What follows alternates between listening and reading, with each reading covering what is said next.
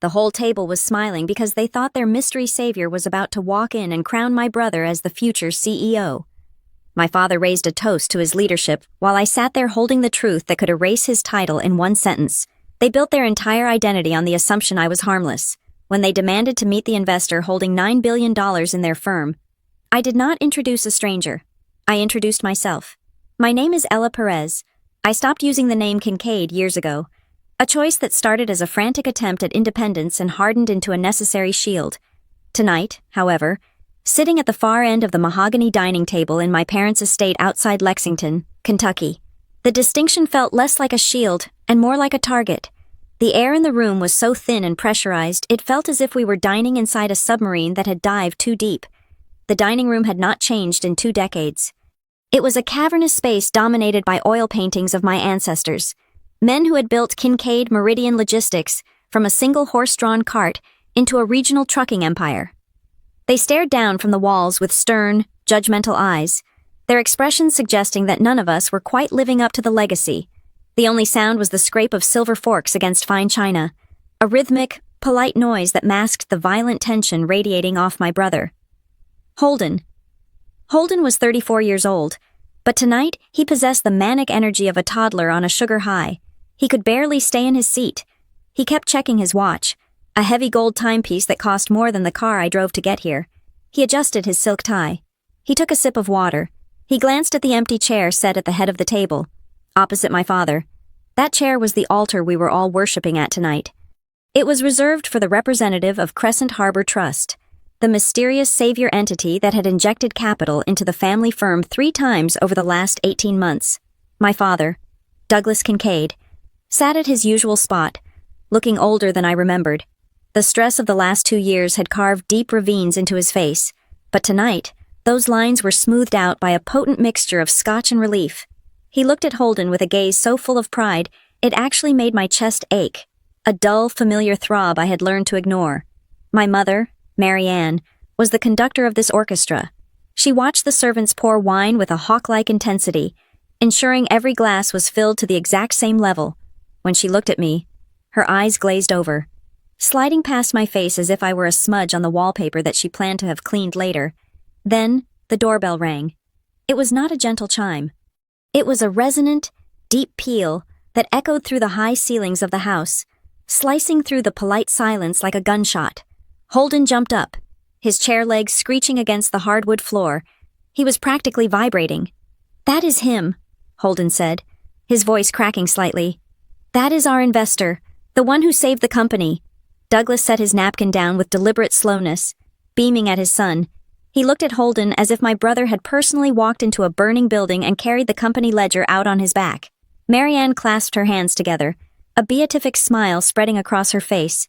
"Sit down, son," Douglas said, his voice rich with satisfaction. "Let the staff handle the door. We want to look composed when he enters." Holden sank back into his chair, but he kept bouncing his leg under the table. He turned his gaze toward me, his eyes bright with a cruel sort of amusement. He needed to vent his adrenaline, and I had always been his favorite punching bag. "Still working your little remote job?" Ella Holden asked. He made the word remote sound like a synonym for imaginary. I took a slow sip of water, letting the cold liquid ground me. "I work at Summit Grid." "Holden, you know that, right? Software," he scoffed, waving a hand dismissively. "Making apps or whatever it is you do. It must be nice not having real pressure. You know, actual stakes, people's livelihoods on the line." I stared at him. The irony was so thick I could almost taste it, metallic and bitter. He was talking about pressure to the person who had spent every night for the last 2 years analyzing his terrible decisions, reading his debt covenants, and frantically moving funds to cover the payroll he was about to miss. He was talking about stakes to the person who owned the promissory notes that kept the lights on in this house. "It pays the bills," I said simply. Mary Ann chimed in, her voice light and airy, the tone she used when she wanted to be insultingly polite. "Well, we are just glad you could make it. Ella, it is good for you to see what real success looks like. Your brother has done a miracle here." I looked at the empty chair again, the extra chair. It loomed large in my vision. They had set it with the best crystal, the heaviest silver. They were expecting a titan of industry. They were expecting a gray-haired man in a bespoke suit who would walk in, shake Douglas's hand, and tell him that Holden was a genius. They were expecting validation. I kept my face perfectly still. The mask was heavy, but I had been wearing it since I was 16. The narrative at the table began to shift, as it always did, into a retelling of history that painted the Kincaid men as infallible heroes. It was touch and go there for a while, Douglas admitted, swirling his scotch. When the fuel prices spiked last year, I thought we might have to sell the fleet. But you didn't, Marianne said, looking at Holden. No, we didn't, Holden said, puffing out his chest. I told you, Dad. I told you that if we just projected confidence, the market would respond. And then I found Crescent Harbor. I almost choked on my water. You found them, I asked, my voice calm, though my pulse was hammering in my throat. Holden smirked. I put the signal out. Ella, in this business, it is all about who you know. I leveraged some connections, made a few calls to private equity channels. I knew we needed a partner who understood the long-term vision, not just some vulture capitalist looking to strip us for parts. Crescent Harbor saw the potential. They saw me. He actually believed it. That was the terrifying part. He had convinced himself that the anonymous emails, the blind trust structures, and the wire transfers from the Cayman Islands were a result of his personal charisma. He did not know that Crescent Harbor was just a shell name I had come up with while staring at a painting of a boat in my living room in Minneapolis. They certainly invested a lot of capital, I said, keeping my eyes on my plate. $9 billion in valuation implies a significant commitment, Douglas said, correcting me with a tone of authority. That is what we are valued at now, thanks to the latest round. And tonight, we are going to finalize the board structure. Douglas looked at Holden with misty eyes. I am going to propose that the investor representative takes a seat on the board, obviously, but I'm also going to announce that you, Holden, will be named CEO effective next month. I will stay on as chairman, but it is time. You brought us back from the brink. You deserve the chair. Holden looked like he might cry. Thanks, Dad. I won't let you down. I gripped my fork so hard my knuckles turned white. They were doing it. They were actually going to hand the keys to the kingdom to the arsonist who had set the fire. Holden had not saved the company. He had over-leveraged the fleet to buy a warehouse district that sat empty for 8 months. He had ignored safety compliance audits that nearly cost us our Department of Transportation certification. The only reason the company was solvent was because I had stepped in, quietly, invisibly, purchasing the debt and injecting cash whenever the balance sheet bled red. I had done it to save the workers. I had done it to save the legacy my grandfather built. I had even done it, in some sick, twisted way, to save them from the humiliation of bankruptcy. But they did not see a rescue. They saw a coronation. Marianne turned to me, her smile tight. You should be happy for your brother. Ella, I know it is hard for you, being well, where you are in life, but try not to be so sour. I am not sour. Mother, I said, I am just waiting. Waiting for what? Holden laughed. The dessert cart. Or are you waiting for your little paycheck to clear? The insults were lazy, practiced. They were the same insults they had used when I was 20 when I left to study computer science instead of logistics management. They built their entire reality on the foundation that I was the failure and Holden was the success. If that foundation cracked, the whole house would come down. The doorbell rang again. This time, the silence that followed was heavy. Awkward. He is late, Douglas grumbled, checking his watch. It is 7:15. Traffic, Holden said quickly, defending his imaginary hero. The drive out from the airport can be brutal, or maybe he is just making an entrance. Power move. I respect that. Holden looked at me, a sneer curling his lip. He leaned forward, dropping his voice to a conspiratorial whisper that was loud enough for everyone to hear, probably a bit over your head. Ella, these high-level meetings. If you want to take your plate into the kitchen and eat with the staff once he gets here, no one would blame you. We don't want you to feel uncomfortable when the adults start talking business. The cruelty was breathtaking. It was not just that he wanted me gone. He wanted me to erase myself. He wanted me to agree that I did not belong at my own family's table. I looked at the empty chair. I looked at the heavy oak door that led to the foyer. I could hear the murmur of the housekeeper talking to someone in the hallway. I looked at my father, who was checking his reflection in a spoon, making sure his tie was straight. I looked at my mother, who was arranging the centerpiece, oblivious to the fact that her son was a hollow shell of a businessman. They were so sure, they were so incredibly, arrogantly sure that the universe worked the way they wanted it to. I reached into my blazer pocket and pulled out my phone. Put that away. Ella, Douglas snapped. We have a guest arriving. Show some respect. I ignored him. My thumb hovered over the screen. I had a message draft open to Elena Markham, the high-powered attorney standing on the other side of that front door. She had been waiting in the cold for 5 minutes, as instructed. Holden laughed.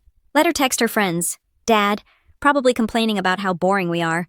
I looked Holden dead in the eyes. The air in the room seemed to freeze. For the first time all night, I let the mask slip just a fraction. I let him see the cold, hard calculation underneath. I am not texting a friend, I said softly. Holden faltered. His smile twitched. The doorbell rang a third time. Impatient now. Urgent. Holden looked at the door, then back at me. Confusion rippled across his face, a crack in the porcelain. I pressed send. The message was one word, now. I placed the phone face down on the table with a soft click. Who is it? Marianne asked, looking toward the hallway, sensing the shift in atmosphere. Why aren't they bringing him in? I folded my hands in my lap. I sat up straighter.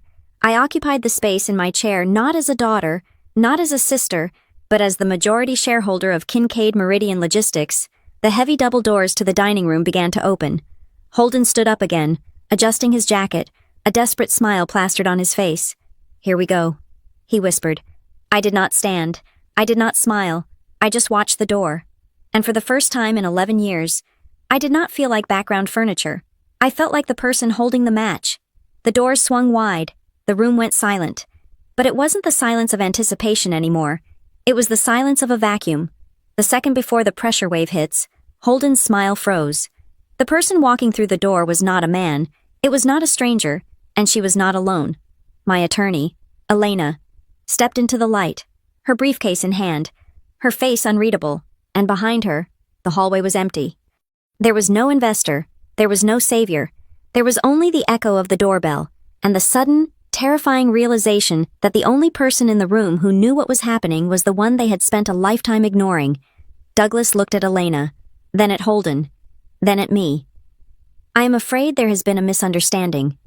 Holden stammered, looking past Elena for the man he was expecting. We are waiting for the representative from Crescent Harbor. Elena stopped at the foot of the table. She did not look at Holden. She looked directly at me. I met her gaze and gave a single, imperceptible nod. The dinner was over. The meeting was about to begin. To understand why I sat at that table with a nuclear weapon disguised as a legal document, you have to understand the silence of 11 years ago. It was not the stunned silence of a boardroom ambush. It was the suffocating, cotton-thick silence of a family that had decided you were irrelevant. I was 27 years old. It was Christmas Eve, and the Kincaid estate was dressed in its holiday armor. Garlands of fresh pine wrapped around the banisters, and the smell of roasting goose was heavy enough to coat the back of your throat. I had spent 3 weeks preparing for that night. I did not buy gifts. Instead, I had compiled a 60-page comprehensive analysis of the company's logistics inefficiencies. I had mapped out how integrating a cloud-based fleet management system could cut fuel costs by 12% and reduce driver turnover by optimizing routes. I waited until the dessert course. It was the only time Douglas stopped talking about himself long enough to breathe. I cleared my throat and slid the bound document across the polished oak. I think we are missing a massive opportunity in the Midwest corridor. I said. My voice shook. Just a little. If we upgrade the legacy dispatch software, we can predict maintenance failures before they happen. I have outlined the vendor options here. Douglas looked at the binder as if I had placed a dead rat next to his plum pudding. He did not open it. He did not even read the title. He just smiled that tight, pitying smile that hurts worse than a slap. Ella, honey, he said, his voice dropping an octave, the way one speaks to a slow child. We are eating, and besides, you know I do not like fixing things that aren't broken. Trucks run on diesel. Sweetie, they do not run on data, but we are losing margin. I insisted. I showed him the graph on the cover. Holden is buying new tractors, but we aren't utilizing the ones we have efficiently. Holden, who was 23 at the time and fresh out of a business degree he had barely passed, laughed. He crumbled a piece of bread roll between his fingers. You are playing video games. Ella, Holden said. Computers aren't a real industry. Trucks are real. Warehouses are real. You can't haul steel with a spreadsheet. You are trying to make things complicated because you don't understand the grit of the job. I looked to my mother for support. Marianne was checking her reflection in the back of a spoon. Your brother is right, she said vaguely. Why do you always have to make life harder than it needs to be? Ella. You are 27. When I was 27, I had a toddler and a house to run. Maybe if you focused less on telling your father how to do his job, and more on finding a nice man, you wouldn't be so angry all the time. I felt the heat rise up my neck. It wasn't anger, it was desperation. I was trying to hand them a map to the future, and they were mocking me for not using a compass. That was the night I realized I was not a Kincaid to them. I was an accessory. I was a placeholder until I could be married off to someone who would take me off the payroll. I left 2 days later. I did not storm out. I did not make a scene. I simply packed my life into my Honda Civic and drove north. I chose Minneapolis because it was cold. It was industrious. And it was 800 miles away from the suffocating expectations of Lexington. I needed to breathe. I needed to know if I was actually the incompetent dreamer they said I was, or if I was something else. I landed a job at Summit Grid Software within a week. It was a remote role, unglamorous back-end development and systems architecture. For the first time in my life, nobody cared about my last name. They cared about my code. If my syntax was clean, I was rewarded. If my logic was sound, I was respected. It was a meritocracy, and I drank it in like water in a desert. I lived quietly. I rented a 1-bedroom apartment in a converted flour mill. I drove that same Honda until the rust ate the wheel wells. I wore sweaters I bought on sale and cooked my own meals. To the outside world, I was just another mid-level tech worker living a modest, solitary life. I stopped going home for holidays. I sent cards. I sent generic gifts. I became exactly what they wanted me to be: invisible. Then, 3 years after I left, my grandfather died. Arthur Kincaid had been the one who started it all. He was a hard man, but he was fair. And unlike my father, he respected numbers. He had bypassed my father's control for a portion of his estate, leaving direct bequests to his grandchildren. The lawyer called me on a Tuesday morning. I remember standing in my small kitchen, holding a mug of lukewarm coffee, listening to the dry recitation of the will. To my grandson, Holden. The lawyer read, "I leave my collection of vintage firearms and the hunting lodge in Montana." I waited. I expected a token, maybe a few $1,000s, maybe a piece of jewelry. And to my granddaughter, "Ella," the lawyer continued, "I leave the liquid contents of my personal investment portfolio, totaling $5,400,000 after taxes." I nearly dropped the phone. $5 million. In the world of Kincaid Meridian Logistics, where operating costs ran into the hundreds of millions, $5 million was a rounding error. It was nothing. To my father, it was pocket change. To Holden, it was the price of a few fancy tractors. They likely laughed when they heard the amount, thinking the old man had given me just enough to stay away comfortably. But to a normal person, to a woman living on a junior developer's salary in Minneapolis, it was an arsenal. I sat on my floor for hours that day. I looked at the bank transfer when it hit. I looked at the zeros. I could have bought a house. I could have traveled the world. I could have started my own software firm and never looked back. But I couldn't let go. That is the sickness of family. You can hate them. You can leave them. But you cannot excise the part of you that wants to protect the name you carry. I started watching the company from the outside. I pulled their public filings. I monitored their DOT safety scores. I subscribed to industry trade journals that track their market share. What I saw made my stomach turn. Without Arthur's steady hand, Douglas was drifting. He was letting Holden play CEO without the title. They were expanding into markets they didn't understand, buying real estate at peak prices, and neglecting the core fleet. They were bleeding. It was a slow bleed, the kind that feels like warmth until you realize you are dying. I tried to call my father once, about 6 months after the inheritance. "Dad," I said, "I saw the quarterly report. The debt-to-equity ratio is getting dangerous. If interest rates shift even half a percentage point, the service payments on those new loans will eat the entire profit margin." "Ella, please," he sighed. "We have advisors. We have bankers. We do not need our daughter lecturing us from an apartment in Minnesota. Enjoy your grandfather's money. Buy some nice clothes." He hung up. That click was the catalyst. That soft, dismissive disconnect was the moment Ella Kincaid truly died, and the investor was born. If they would not listen to my voice, they would have to listen to my money. I did not want revenge, not then. I wanted to put a floor under them. I wanted to catch the falling knife before it severed the artery of the company my grandfather built. I loved the company. I loved the drivers who had taught me how to shift gears when I was 12. I loved the dispatchers who remembered my birthday. I loved the smell of diesel and the hum of the loading docks. I refused to let my brother's ego burn it to the ground. So, I formed the Crescent Harbor Trust. I did not do it alone. I hired a trustee, a man named Marcus, who asked no questions as long as the fees were paid. We set up a blind structure. I moved my grandfather's $5 million into the trust. It wasn't enough to buy control, not yet. But it was enough to start playing the game. I learned the language of leverage. I spent my nights after work studying financial instruments. I learned about convertible notes, preferred shares, and distress financing. I lived like a monk, saving 80% of my salary, funneling every spare cent into the trust. I wasn't gambling, I was hunting. I watched the market. When the logistics sector took a hit and Kincaid stock dipped, I bought. I didn't buy big blocks that would trigger a disclosure warning. I bought in small, steady drips. I was a ghost in the ledger. It gave me a strange, intoxicating sense of power. By day, I was Ella, the quiet coder who brought potluck dishes to office parties. By night, I was the entity analyzing Kincaid Meridian's balance sheet better than their own CFO. I remember the first time I saved them. It was 2 years after the inheritance. They had missed a covenant on a major loan. The bank was threatening to call in the debt. If they did, the company would have faced immediate liquidity issues. Bankruptcy was weeks away. I sat in my apartment, looking at the numbers. I could let them crash. It would serve them right. It would prove I was right. But I thought of the 300 drivers who would lose their pensions. I thought of the legacy. I had Marcus contact the bank. Crescent Harbor Trust offered to buy the debt. We restructured it, gave them breathing room, and took a position in preferred equity as payment. My father threw a party when the deal went through. I saw the photos on social media. Holden was toasting with champagne, taking credit for finding a flexible partner. They had no idea that the flexible partner was the daughter they had told to go find a husband.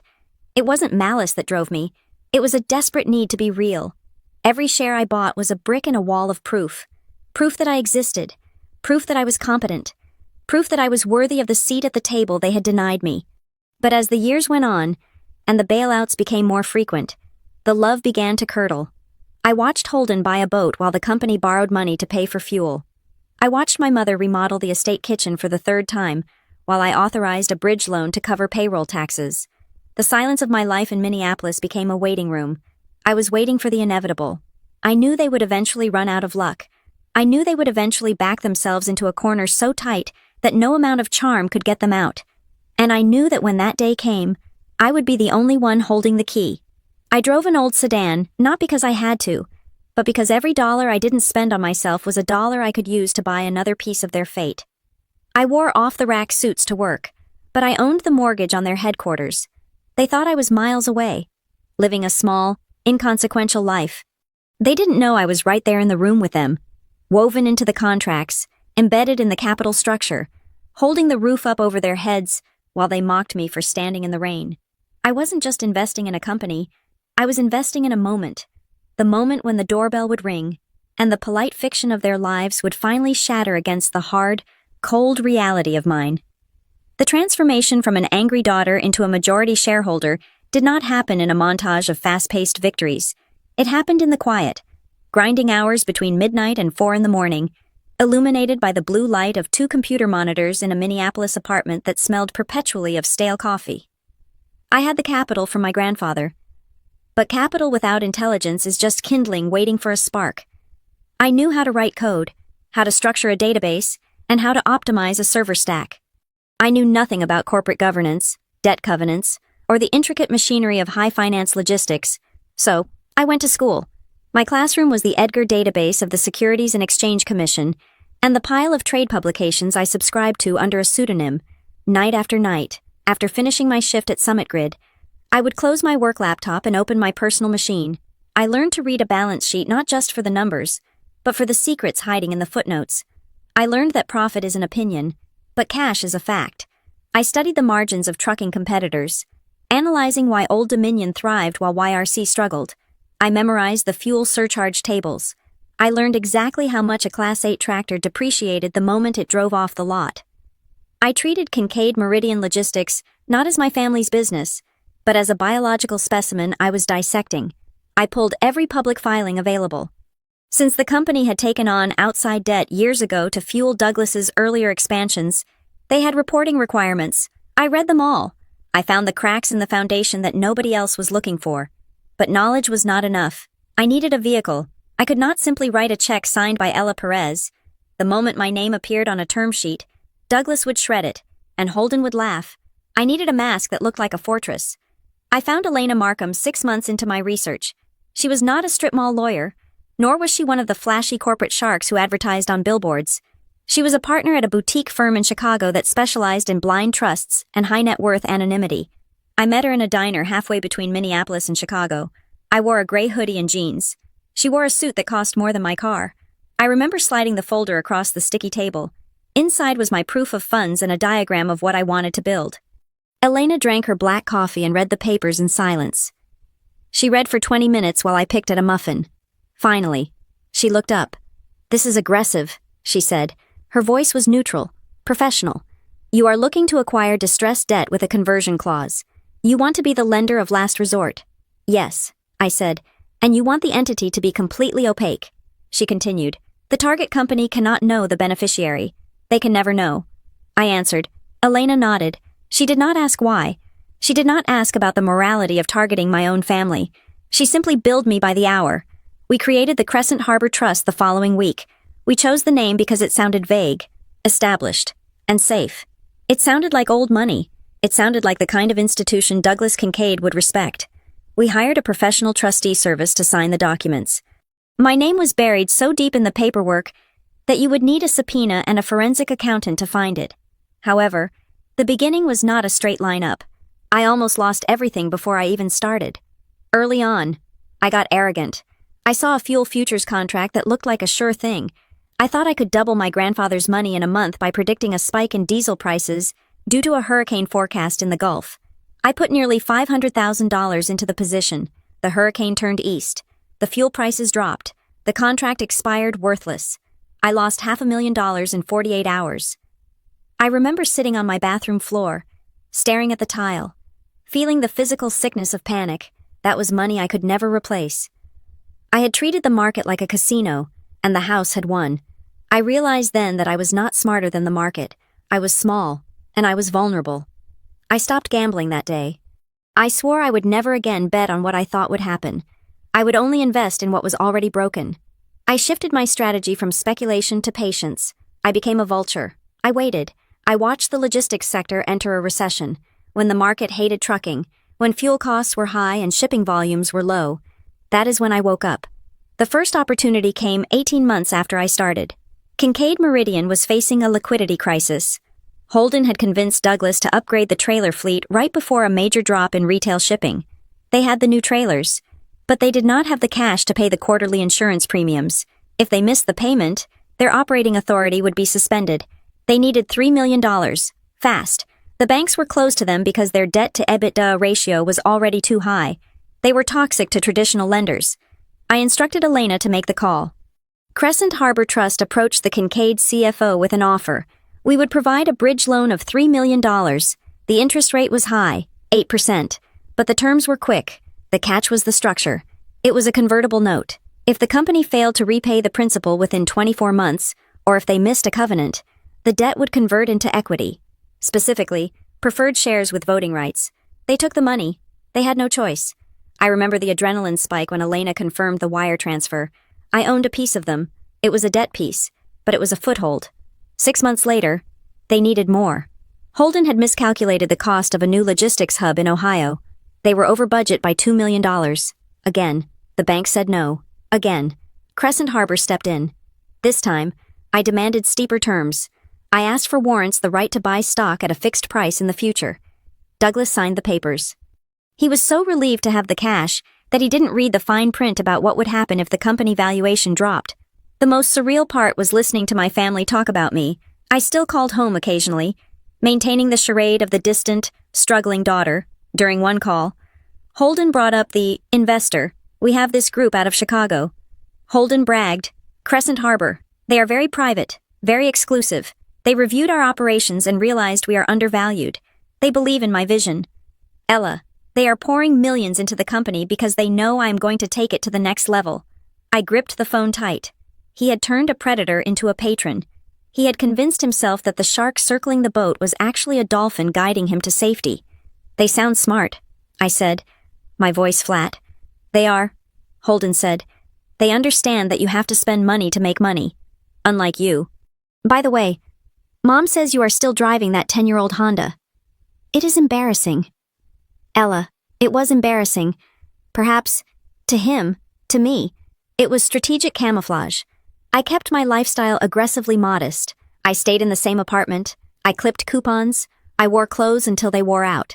My colleagues at Summit Grid thought I was saving for a house or paying off student loans. They had no idea that the woman eating a turkey sandwich in the break room had just authorized a $4 million capital injection into a mid-sized logistics firm. Invisibility was my shield. If I had shown up in a Mercedes, or bought a condo in the upscale part of town, questions would be asked. My parents would wonder where the money came from. They would dig, and if they dug, they might find the trust. So I played the part of the poor relation. When I visited for holidays, I let them pay for dinner. I let Marianne slip a $100 bill into my pocket and tell me to buy something nice. I took the money and deposited it into the trust account. Every single dollar they gave me out of pity. I used to buy another fraction of their control. The accumulation continued for 3 years. It was a slow strangulation. Every time the company hit a rough patch, a lawsuit from a driver, a spike in insurance costs, a lost contract, Crescent Harbor was there. We were the friendly voice on the phone offering a lifeline. But every lifeline came with a hook. By the time of the dinner party, I had converted the initial notes into equity. I had exercised the warrants. I had bought out a silent partner from the founding days who wanted to retire. I had amassed preferred shares that carried 10 times the voting weight of the common stock my father held. The valuation of $9 billion that Douglas was so proud of, that was real. But what he didn't understand was the cap table. He looked at the top-line number and saw success. I looked at the shareholder registry and saw ownership. I knew the bylaws of the company better than the corporate secretary. I knew that the preferred shares I held gave me the right to appoint the majority of the board if the company missed 3 consecutive quarters of profit targets. They had missed 4. I had been sitting on the trigger for months, waiting for the right moment. I did not want to pull it over an email. I did not want to pull it during a conference call. I wanted to see their faces. I wanted them to see me. The secrecy had been absolute. Elena was the only human being on Earth who knew the truth. To the rest of the world, Ella Perez was a nobody. But in the ledger, in the cold, hard mathematics of business, I was the titan they were waiting for. I was the one who had kept the fuel tanks full. I was the one who had paid the drivers. I was the one who had saved the Kincaid legacy from the Kincaids. And as I sat at my desk in Minneapolis, looking at the final consolidation of shares that gave me 51% control, I felt a strange hollowness. It wasn't triumph. It was the heavy, solemn weight of responsibility. Holden thought the investor was coming to crown him. He did not realize the investor had been watching him fail for 3 years, noting every error, every ego-driven mistake, every wasted dollar. He thought he was the hero of the story. He didn't know he was the liability. I closed my laptop, rubbed my tired eyes, and looked around my small, dark apartment. It was time to go home. It was time to introduce them to the reality I had built in the dark. The year leading up to that dinner party was not just bad. It was a catastrophe that moved in slow motion. In the logistics industry, we call it a correction. But what happened to Kincaid Meridian was a dismantling. It started with the fuel. Diesel prices did not just rise. They became volatile in a way that made forecasting impossible. In January, the national average for on-highway diesel spiked 40 cents a gallon in 3 weeks. For a fleet the size of ours, that is not an inconvenience. That is a hemorrhage. Every time a driver filled up a tank in Ohio or Texas, the profit margin for that load evaporated before the truck even left the pump. Then came the insurance renewals. The entire transportation sector was getting hammered by nuclear verdicts in accident lawsuits, and premiums across the board jumped 30%. Kincaid Meridian, with its aging fleet and a few safety infractions that Holden had swept under the rug, was hit with a 50% increase. The company was bleeding cash from both arteries operations and overhead. Any competent CEO would have slammed on the brakes. They would have frozen hiring, renegotiated vendor contracts, and parked the least efficient trucks to save on maintenance. Holden did the opposite. He decided that the way out of the crisis was to grow. He called it capturing market share while the competition retreats. I called it suicide. Holden announced the groundbreaking of a new, state-of-the-art cold storage distribution center outside of Nashville. It was a massive, shiny project with automated racking systems and a glass-walled administrative wing that looked more like a tech campus than a trucking terminal.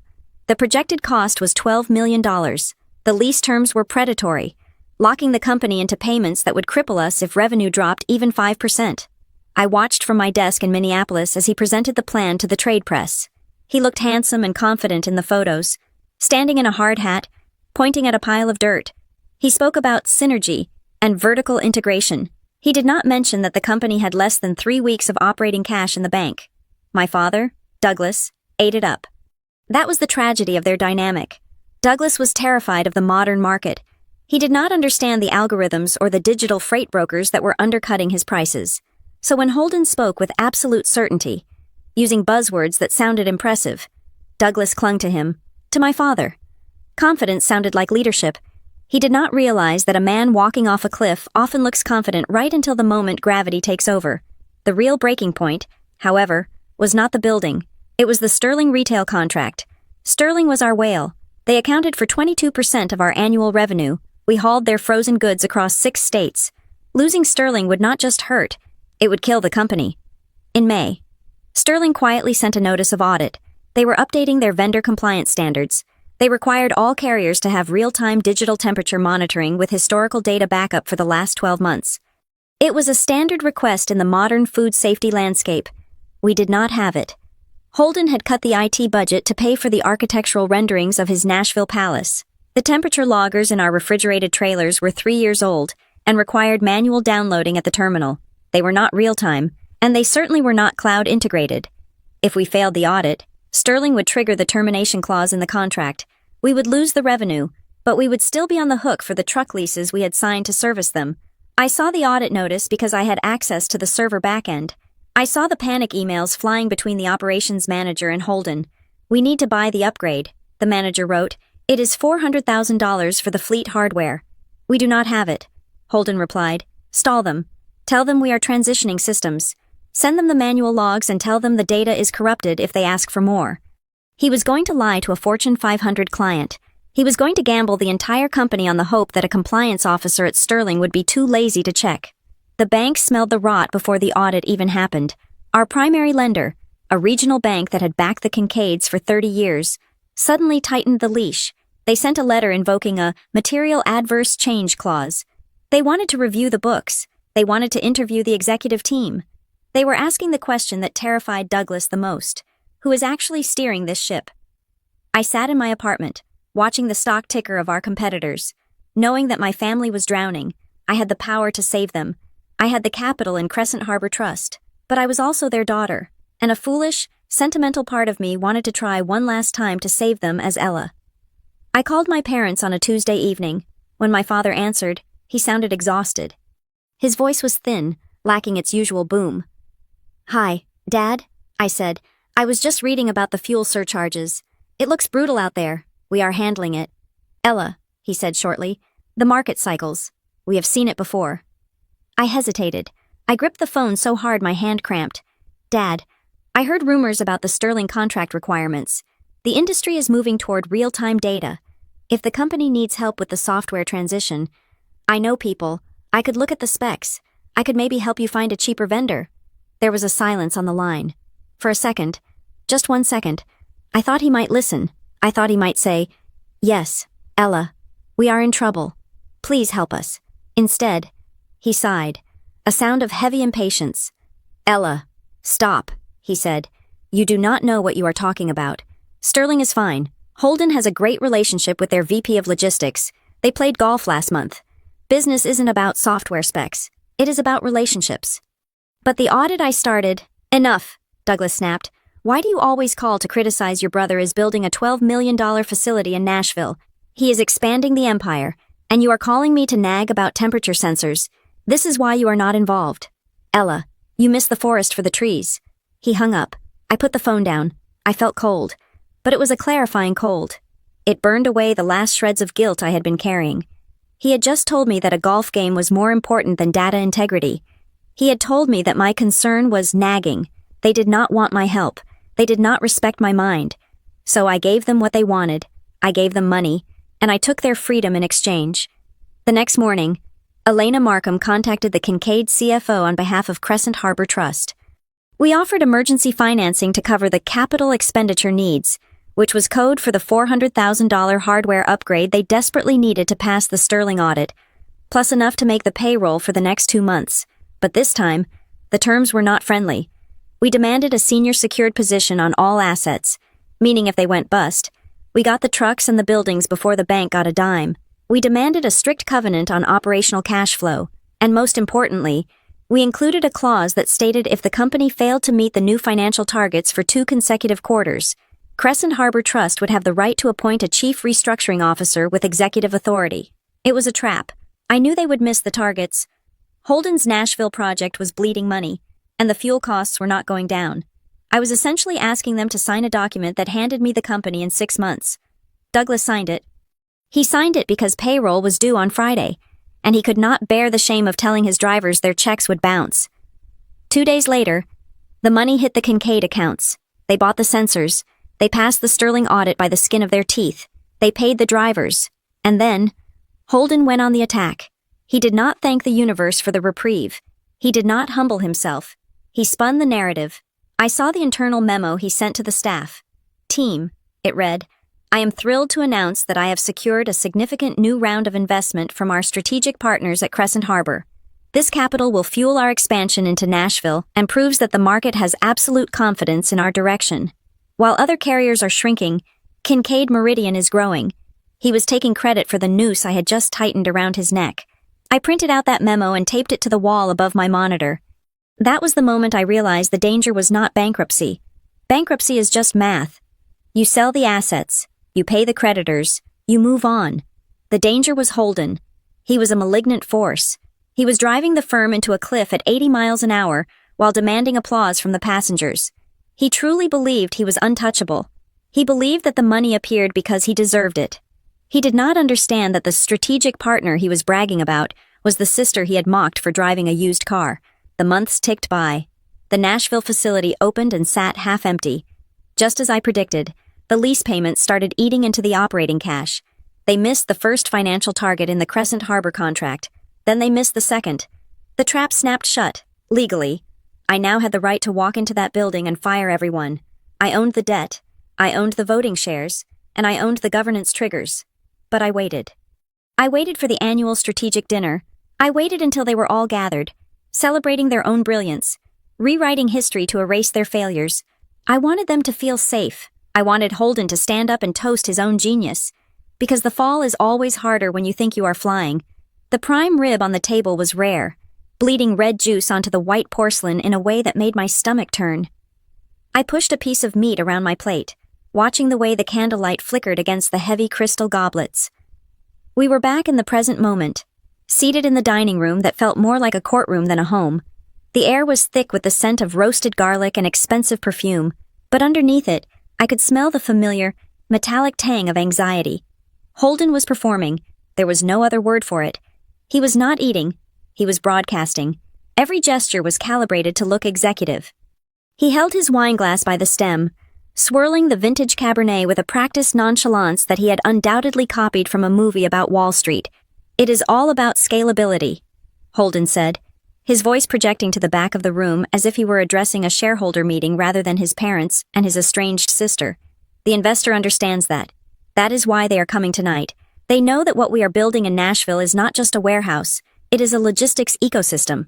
Douglas nodded, chewing slowly, his eyes fixed on his son with a desperate sort of adoration. You have the vision, son. That is what matters. The market fluctuates, but vision is permanent. I took a sip of water to wash down the bile rising in my throat. They were congratulating each other on a building that was currently operating at 30% capacity and losing $40,000 a month in overhead. They were praising a vision that was funded entirely by the high-interest debt I owned. Marianne turned her gaze toward me. It was a slow, sweeping look that took in my off-the-rack blazer, my unstyled hair, and my lack of jewelry. She smiled, and the expression was filled with a terrifying, pitying warmth. You are so quiet tonight, Ella, she said softly. I am just listening. I replied, It must be overwhelming for you. She continued, tilting her head. All this talk of millions and mergers. I was telling your father just the other day how nice it must be to have a simple life like yours. I set my fork down. A simple life. You know what I mean, she said, reaching out to pat my hand. Her skin was cool and dry. You clock in, you clock out.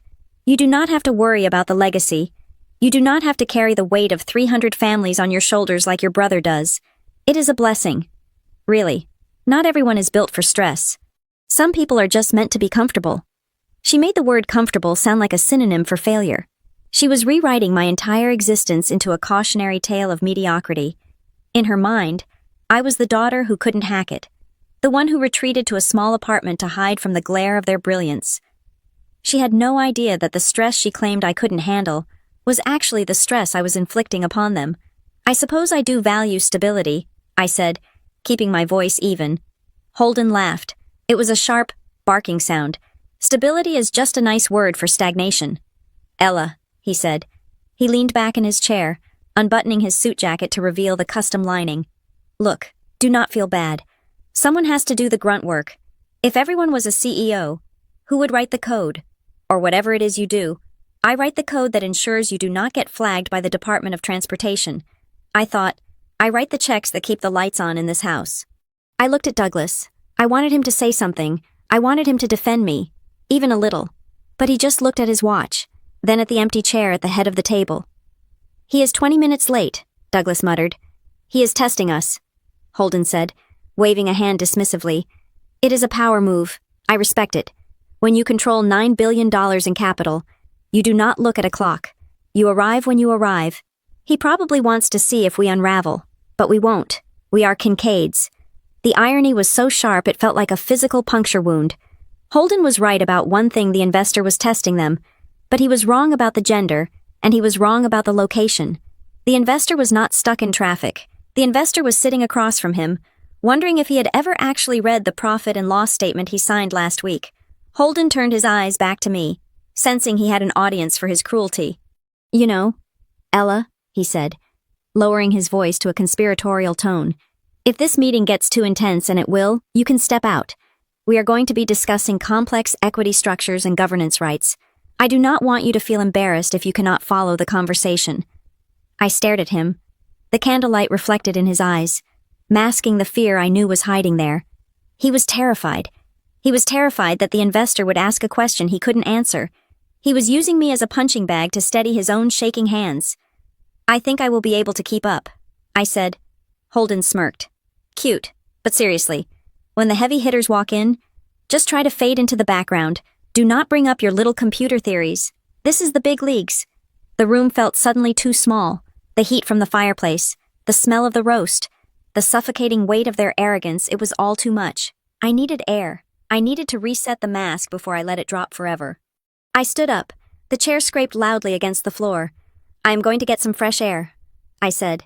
Marianne sighed. Oh, Ella, do not go far. It is rude to be absent when a guest arrives. I won't be far, I promised. I walked out of the dining room, down the long hallway lined with portraits of unsmiling ancestors, and out the front door. The night air of Kentucky was cold and damp. It smelled of wet leaves and distant wood smoke. I walked to the edge of the stone porch and gripped the railing. The limestone was rough under my palms, grounding me. I closed my eyes and breathed. I counted backward from 10. For 11 years, I had been the ghost. I had been the shadow. I had let them define me because it was safer than letting them know me. But tonight, the safety ended. Tonight, the ghost was becoming flesh and bone. I heard the crunch of gravel on the driveway. I opened my eyes. A black sedan had pulled up silently. Its headlights cut. It was not a limousine. It was a practical, high-end town car. The back door opened, and a woman stepped out. Elena Markham was 45 years old, with hair the color of steel wool and eyes that could read a contract from across the room. She wore a charcoal suit that was tailored to perfection, and she carried a leather briefcase that looked like it contained secrets of state. She did not smile. She did not wave. She simply walked up the steps to where I stood. She looked at me, searching my face for any sign of hesitation. Are we doing this? She asked. Her voice was low, devoid of drama. To her, this was a transaction, a governance correction. I looked back at the house. Through the window, I could see the warm glow of the dining room. I could see Holden pouring another glass of wine. I could see my mother laughing at something Douglas said. They looked like a picture-perfect family. They looked like a fortress that could never be breached. I turned back to Elena. We are doing this, I said. She nodded once, then she handed me a thick folder from her briefcase. "Here's the voting proxy," she said, "and the deed to the debt." I took the folder. It was heavy. Elena adjusted her jacket. She did not ask if I was okay. She knew that question was irrelevant. She walked to the front door and reached for the handle. But I stopped her. "No," I said. "I will open it." She stepped back, understanding. I took a deep breath. The cold air filled my lungs, sharp and clean. I was not Ella the daughter anymore. I was not Ella the disappointment. I was Crescent Harbor Trust. I turned the brass handle and pushed the heavy oak door open. We walked into the foyer. The house was silent. The servants had retreated to the kitchen. I could hear Holden's voice drifting from the dining room. "I am just saying, Dad," he was booming. "Once we get the capital infusion, I am going to buy out that competitor in Ohio. We will dominate the lane." I walked down the hall, my heels clicking on the marble. Elena walked a step behind me, a silent sentinel. We reached the double doors of the dining room. They were closed. I did not knock. I pushed the doors open with both hands. The conversation inside stopped instantly. Holden jumped up from his seat. He smoothed his tie, his face lighting up with that desperate, eager smile. He looked toward the door, his eyes scanning the space at eye level, looking for a tall man, looking for a savior. He saw me first. His smile faltered. Confusion rippled across his face. "Ella," he said, his tone annoyed. "I thought you were outside. Move out of the way." Then he saw Elena standing behind me. He froze. He looked at Elena, taking in the briefcase, the suit, the absolute lack of deference in her posture. He looked back at me. "Where is he?" Holden asked, his voice tight. "Where is the investor?" Douglas stood up slowly, his napkin falling to the floor. Marianne put a hand to her throat. I walked into the room. I did not go to my seat at the end of the table. I walked to the head of the table. I walked to the empty chair. I placed the heavy folder on the placemat. Holden looked at the folder. He looked at me. And for the first time in his life, the arrogance drained out of him, replaced by a dawn of horrific understanding. I rested my hands on the back of the chair he had been worshipping all night. "Hello, Holden," I said. Holden blinked, his brain refusing to process the data. "Who is she?" He pointed at Elena. "Is she the assistant?" Elena stepped forward. Her voice was clear, cutting through the room like a scalpel. "I am Elena Markham, General Counsel for Crescent Harbor Trust." Holden let out a breath, a laugh bubbling up in his chest. Oh, thank God. "Okay, nice to meet you. Where is the principal? Where is the man in charge?" I pulled the chair out. The sound was loud in the silent room. I sat down at the head of the table. I looked at my father. I looked at my mother. And then I looked at my brother, locking eyes with him. "There is no man." "Holden," I said. The silence that followed was not empty. It was heavy. It was the sound of a worldview shattering. I reached into the folder and pulled out the single sheet of paper that listed the beneficial ownership of the trust. I slid it across the mahogany table until it stopped right in front of him. "Read the name," I said. Holden looked down. He read. He looked up. His face went pale, the blood draining away so fast it looked like he might faint. "No," he whispered. "Yes," I said. I picked up the wine glass that had been set for the investor. I took a sip. "Shall we begin?" The silence that followed Elena's introduction was not the silence of peace. It was the silence of a vacuum, the kind that exists in the split second after an explosion before the sound wave actually hits you. I sat at the head of the table, my hands resting flat on the cool wood, watching the people who had raised me struggle to comprehend the new reality I had just laid before them. Elena Markham remained standing. She did not fidget. She did not look apologetic. She stood with the absolute stillness of a professional who knew she held every ace in the deck. "I am Elena Markham," she repeated, her voice level and devoid of theatricality. "I am the lead counsel and trustee for Crescent Harbor Trust, and as of the filing closed at 4 o'clock this afternoon, I am here to represent the majority shareholder of Kincaid Meridian Logistics." Holden blinked. His brain was misfiring, unable to bridge the gap between the sister he mocked and the power structure being described. Then, his defense mechanism kicked in. He laughed. It was a loud, jagged sound that bounced awkwardly off the high ceilings.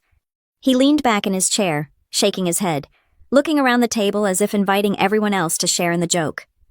"Okay, wow," Holden said, wiping a tear of mirth from his eye. "You really had me going there for a second. Ella, this is elaborate. I will give you that. Did you hire her? Is she an actress? Because the suit is a nice touch.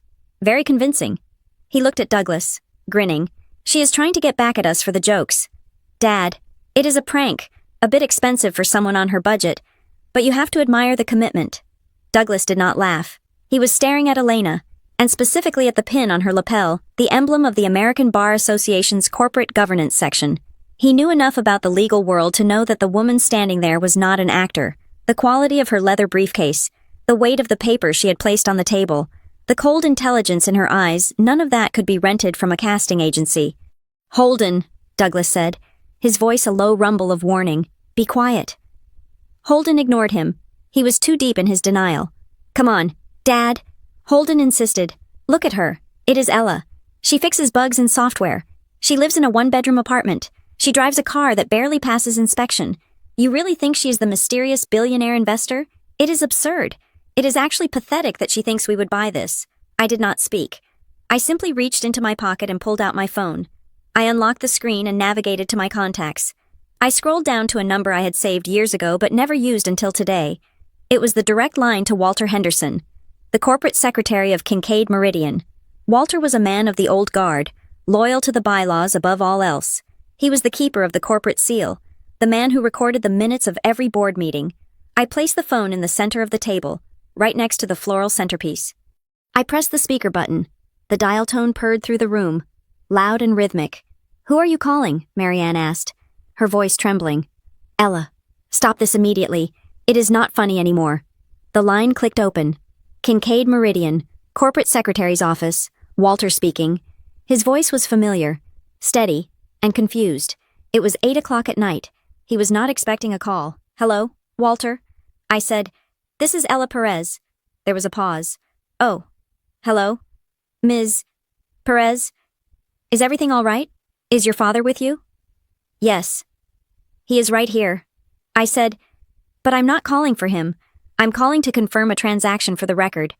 Walter, can you please read the top line of the updated shareholder registry that was certified by the transfer agent this afternoon? Holden rolled his eyes. This is ridiculous. She probably bribed him. Walter cleared his throat on the other end of the line. I could hear the rustle of paper. Well, yes, he said, his voice hesitant but clear. We received the certification at 4:30. The new controlling entity is Crescent Harbor Trust, holding 51% of the voting common stock, along with 100% of the Series A and Series B preferred shares. And what is the current valuation of that position based on the last financing round? I asked. Walter hesitated again. He sounded uncomfortable, as if saying the number out loud made it too real. Based on the capitalization table from the last injection, the position is valued at approximately $4.6 billion, with the total company valuation holding at $9 billion. Thank you, Walter. I said, that will be all. I ended the call. The silence that returned was different this time. It wasn't empty, it was heavy, like the room had been filled with concrete. Holden sat frozen, his mouth slightly open, the smirk dying a slow, painful death on his lips. He looked at the phone as if it were a venomous snake that had just bitten him. Douglas went pale. It was a terrifying transformation. The ruddy, healthy color of his face drained away in seconds, leaving him looking gray and old. He gripped the edge of the table, his knuckles turning white. He looked at me, really looked at me. For the first time in a decade, he did not see his daughter. He saw a predator. Marianne let out a small, strangled sound. Her hands, which had been perfectly manicured and steady all evening, began to shake violently. She clasped them together to stop the tremors, but her whole body seemed to vibrate with the shock. It is not possible, Holden whispered. He stood up, knocking his chair back against the wall. It fell with a loud crash, but nobody flinched. You can't have that kind of money.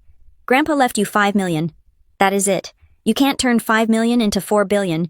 It is mathematically impossible. You are lying. You are running a scam. Elena stepped forward then. She opened her briefcase and pulled out a thick stack of bound documents. She did not toss them. She slid them across the table with precision. They came to a rest directly in front of Douglas. It is not a scam. Mr. Kincaid, Elena said, it is compound interest, aggressive leverage, and 10 years of very smart, very high-risk maneuvering. Here are the audit trails. Here are the purchase orders for the debt. Here are the bank records showing the capital flow from Crescent Harbor into Kincaid Meridian. Douglas opened the file. His hands shook as he turned the pages. He saw the signatures. He saw the dates. He saw the undeniable truth printed in black and white. "You bought the debt," Douglas whispered, his voice hoarse. "When the bank wanted to foreclose in 2019, that was you." "Yes," I said. "And the fuel bridge loan last winter, when we couldn't pay the suppliers." "Yes," I said. "And the expansion financing," Holden shouted, pointing a finger at me. "The money for Nashville. The money that proved I was a genius." I looked at him calmly. "The money that kept you out of prison." "Holden," I corrected him, "you were trading while insolvent. If Crescent Harbor hadn't injected that capital, the auditors would have flagged you for fraud. I didn't fund Nashville because I believed in it. I funded it because if I hadn't, the company would have collapsed, and you would have been liable for gross negligence." Holden recoiled as if I had slapped him. He slumped against the sideboard, looking suddenly small inside his expensive suit. The narrative he had built, the story of the golden boy, the visionary, the chosen one, was disintegrating in real time. He wasn't the hero. He was the damsel in distress, and his sister was the one who had been paying the ransom. Why, Marianne asked. Her voice was thin and fragile, cracking under the weight of the moment. She looked at me with eyes full of tears, but they weren't tears of gratitude. They were tears of betrayal. "Why didn't you tell us?" she asked. "If you had this money, if you were this successful, why did you let us treat you like that? Why did you sit there and let your brother mock you? Why did you make us worry about you?" I felt a flash of anger, hot and sharp, but I pushed it down. I kept my voice steady, because I didn't do it to impress you. "Mother," I said, "and I didn't do it to be part of the family. I did it because this company feeds 300 families, and Holden was driving it off a cliff. But the secrecy," Douglas said, looking up from the documents. He looked defeated. "Why the shell companies? Why the blind trust? You are a Kincaid. You could have walked in the front door." I leaned forward. The candlelight caught the reflection in my eyes. "Could I asked. "Think back, Dad. Think back to Christmas. 11 years ago. I tried to walk in the front door. I brought you a binder full of research. I told you how to save the margins. And what did you say? You told me trucks run on diesel, not data. You told me to go find a husband." I looked at Holden. "You told me I was playing video games. You said I didn't understand the real world." I looked back at Douglas. "If I had come to you 5 years ago and said, 'Dad, I want to invest,' would you have taken my money, or would you have patted me on the head and told me to let the men handle the business? If I had warned you about the debt, would you have listened, or would you have told me I was being negative?" Douglas opened his mouth, then closed it. He looked down at his plate. He knew the answer. We all knew the answer. "You wouldn't have believed me," I said softly. "You built your entire world on the idea that Holden is the genius and I am the failure. If I had tried to change that story with words, you would have laughed at me. So I changed it with money. I didn't ask for permission. I bought it." Holden looked up. His eyes were wild, desperate. "So this is it," he spat. "You are here to what? Fire us, evict us. Is that the plan? You want to humiliate us in our own house." I stood up. I walked over to the window and looked out at the dark grounds of the estate. I had played on that lawn as a child. I had learned to ride a bike on that driveway. I am not here to humiliate you. "Holden," I said, turning back to face them, "I am here to stop you." I walked back to the table and rested my hand on the back of the chair again. "The mystery investor you were waiting for, the one you thought was coming to validate you, the one you thought was going to hand you the CEO title and tell you that you were special." I paused, letting the words hang in the air. That person never existed. Every check I wrote wasn't a vote of confidence. It was a containment strategy. I wasn't funding your success. I was buying your mistakes so they wouldn't destroy the legacy. Holden sank into a chair. Not the one at the head of the table, but a side chair, far away from the center of power. He put his head in his hands. Marianne was weeping now. Soft, quiet sobs into her napkin. Douglas just stared at the papers, tracing the signature line on the debt purchase agreement. "You own it all," Douglas whispered. "The trucks, the terminals, the house. The corporate entity holds the mortgage on the estate." "Yes," Elena clarified. "Technically, Crescent Harbor allows you to reside here as part of the executive compensation package." Douglas looked at me. There was fear in his eyes, but there was also something else, a strange, grudging respect. He was a businessman, after all, and he knew a hostile takeover when he saw one. He just never imagined the raider would have his own last name. "So what happens now?" Douglas asked. I looked at the clock. It was 8:15. Now, I said, signaling Elena to close her briefcase. The dinner is over. The board meeting is tomorrow at 9 o'clock sharp, and this time, nobody is going to be late. I picked up my phone. I did not say goodbye. I did not hug my mother. I simply turned and walked out of the room. Elena following close behind. As I reached the doorway, I heard Holden's voice, small and broken. Ella. I stopped, but I did not turn around. You are going to ruin us, he said. I looked at the open door ahead of me, leading out into the night. No. Holden, I said, I already saved you. You just don't know it yet. I walked out of the house, leaving the door wide open behind me, letting the cold air rush in to clear the stagnation of 20 years. The investor had arrived, and she had work to do. The cold air I had let in through the front door was swirling around the dining room, but the temperature drop had nothing to do with the weather. It was the chill of absolute, irreversible exposure. I had dropped the bomb, and now I was watching the fallout settle over the prime rib and the heavy silver candlesticks. My father, Douglas, was the first to try to wrestle the world back into a shape he recognized. He did not look at the legal documents Elena had slid across the table. He looked at the walls, at the portraits of his ancestors, as if asking them to witness this insurrection. Then he slammed his open palm onto the mahogany table. The sound was not a gavel. It was a spasm of denial. This cannot be happening, he announced. His voice was loud, booming. The voice he used to intimidate union reps and junior dispatchers. Not in my house. You do not walk into my home, with a stranger, and threaten your family. Ella, I don't care what papers you have. I am your father, and I am the chairman of this board. I watched him, a decade ago. That voice would have made me shrink into my chair. It would have made me apologize for existing. But tonight, I just saw a man who had forgotten that respect is a currency, and he was overdrawn. I am not threatening you. Dad, I said, I am informing you. And this is not a family discussion. This is a shareholder notification. You are my daughter, he shouted, his face flushing a dangerous shade of purple. Not right now, I replied. Right now, I am the entity that owns 51% of your voting stock, and that entity requires a competent management team.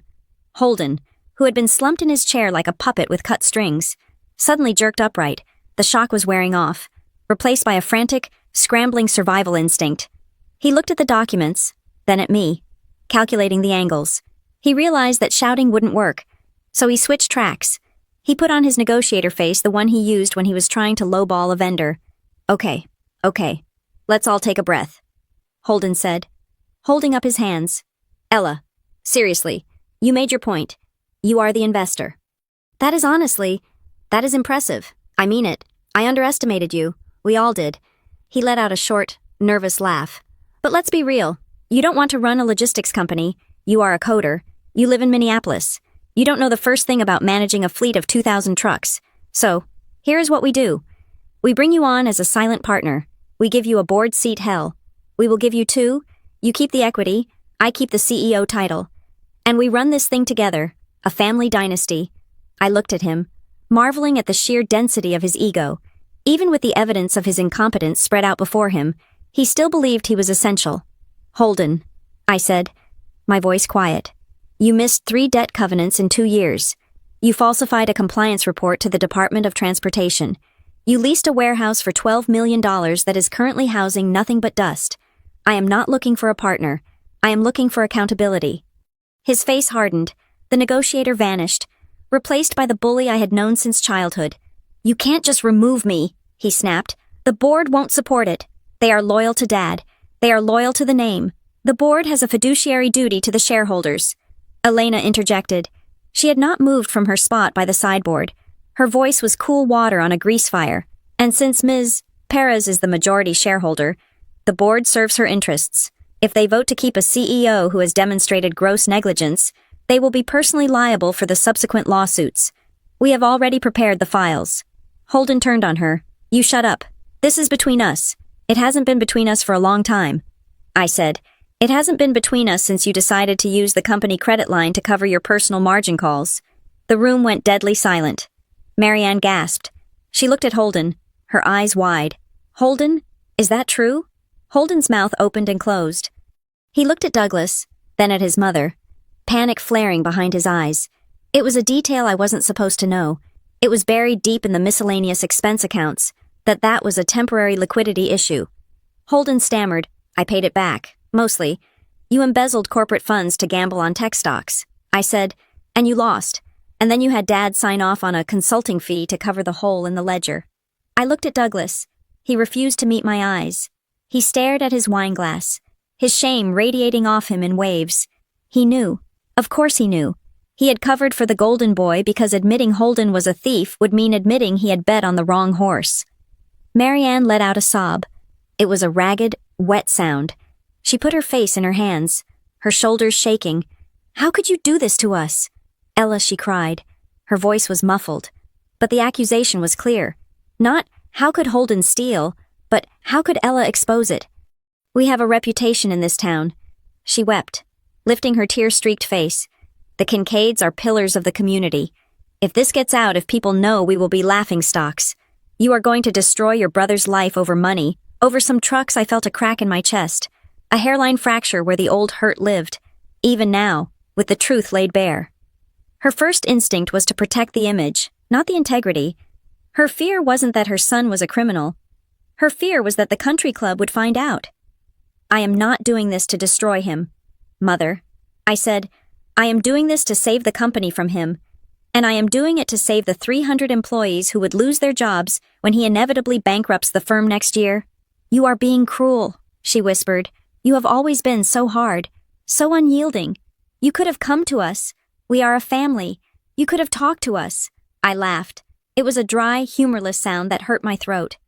I stood up and walked to the fireplace, leaning against the mantel. The heat of the fire was intense, but I felt cold. I tried. I said, I tried twice. I looked at Douglas. Do you remember June of 2018? I sent you an email. I marked it urgent.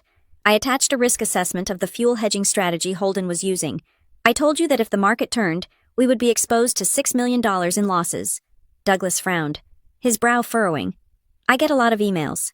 Ella, you replied to it. I said, you wrote back 2 words. Stick to computers. Douglas winced. And then, I continued, my voice trembling slightly. 3 years ago, when you had the liquidity crisis, I called you. I offered to introduce you to a consultant who could help restructure the debt. I didn't say it was me. I just wanted to help. You told me I was nagging. You told me I was jealous of Holden's success. You hung up on me. I walked back to the table and placed my hands on the wood. Leaning in so I was eye level with my father, I didn't hide from you because I wanted to be mysterious. Dad, I hid because every time I showed my face, you told me I didn't belong. You forced me to be a stranger, so I became the most powerful stranger in your life. Douglas looked up at me. His eyes were red-rimmed, watery with age and whiskey and regret. He looked at Holden, who was staring sullenly at the floor. He looked at Marianne, who was lost in her own vanity, and then he looked at me. For a moment, the bluster was gone. The titan of industry was gone. He was just a tired old man realizing he had thrown away the diamond to keep the stone. I didn't see you, he whispered. The words hung in the air, heavy and suffocating. I know, I said, and now it is too late. Elena stepped forward, checking her watch. She was the metronome keeping time in the chaos. Mr. Kincaid, Mrs. Kincaid, she said respectfully but firmly. We have lodged the necessary paperwork with the state. An emergency board meeting has been scheduled for tomorrow morning at 9 o'clock at the corporate headquarters. She looked at Holden. Your attendance is required. Mr. Kincaid, but your voting rights have been suspended pending the outcome of the independent review. Security will have a temporary badge for you at the front desk. Your executive access has been revoked as of 5 minutes ago. Revoked. Holden spat. Standing up again, you locked me out of my own email. We secured the company assets. Elena corrected.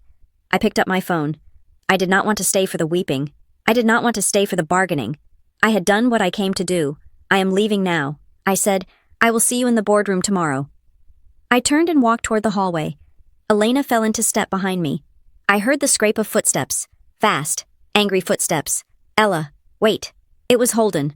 He followed me out of the dining room, catching up to me in the high-ceilinged foyer, right beneath the crystal chandelier that cost more than my first year's salary. He grabbed my arm. His grip was tight, desperate.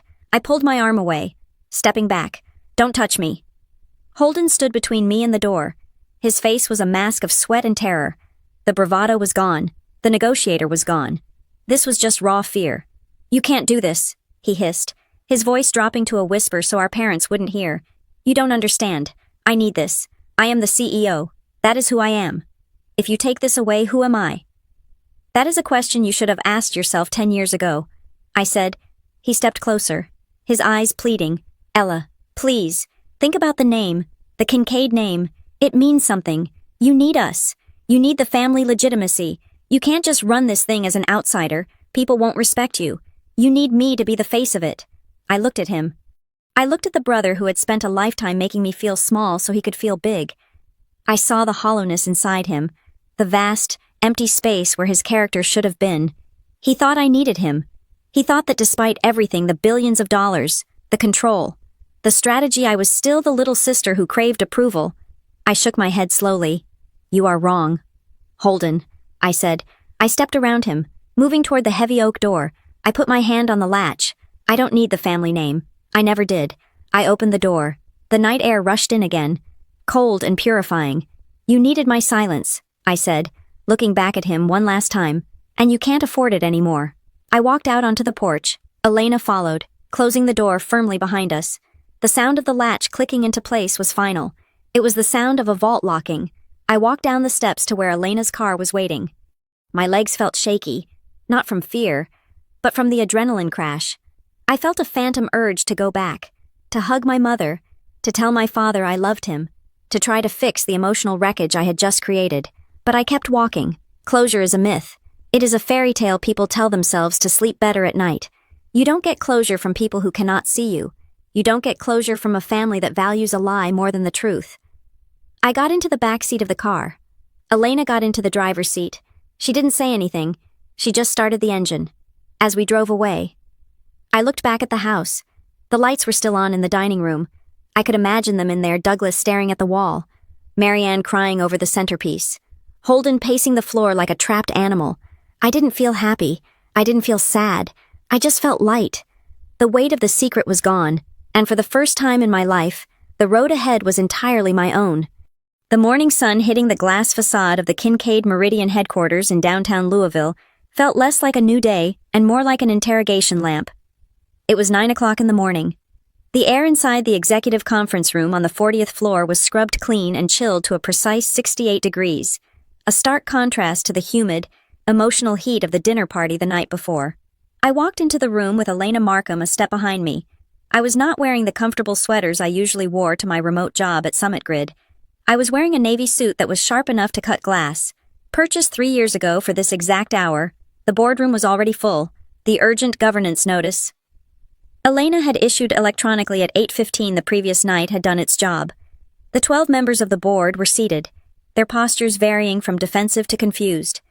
My father, Douglas, sat at the head of the table, but he looked like a guest in his own home. He was pale, his eyes rimmed with red, his hands clasped tightly over a leather folio. He did not look up when I entered. Holden sat to his right. He had clearly not slept. His hair was perfectly styled, but his eyes were manic, darting around the room, assessing loyalty, counting votes. When he saw me, his jaw tightened, a muscle feathering in his cheek. I did not take a seat at the foot of the table. I walked to the front, standing next to the projection screen. Elena placed her briefcase on the credenza and began distributing thick-bound dossiers to each director. The sound of heavy paper hitting the polished wood was the only noise in the room. "Good morning," I said. My voice was not loud, but in the acoustic perfection of the room, it carried to every corner. "I am Ella Perez. As of yesterday evening, the trust I control, Crescent Harbor, is the majority shareholder of this company. We are here to discuss the future." A murmur rippled through the room. I scanned the faces. I knew them all from my research, though most of them had not seen me since I was a teenager. There was the old guard men like Robert Vance and Arthur Miller, who had been golfing with my father since the 80s. They looked at me with a mixture of betrayal and confusion. To them, business was about loyalty, and I was an insurgent. Then there were the skeptics newer directors brought in to modernize the firm, who had been quietly outvoted by the Kincaid family block for years. They looked curious. They were looking at the numbers Elena had just handed them, and I could see the dawn of realization in their eyes. And then there were the others, the ones I was most interested in. Holden stood up before I could continue. He buttoned his jacket, flashing a smile that didn't reach his eyes. It was the smile of a politician who knows the polls are crashing. "Before we begin," Holden said, his voice smooth, practically dripping with false charm, "I want to address the elephant in the room. My sister has acquired a significant stake in our debt. It is a bold move, and honestly, I applaud the initiative. But let's be clear. This is a family matter that has spilled into the boardroom. We appreciate the capital infusion. Ella, really. But operating a logistics network requires experience, not just a checkbook." He looked around the table, trying to make eye contact with his allies. "We cannot let a hostile financial maneuver disrupt our operations."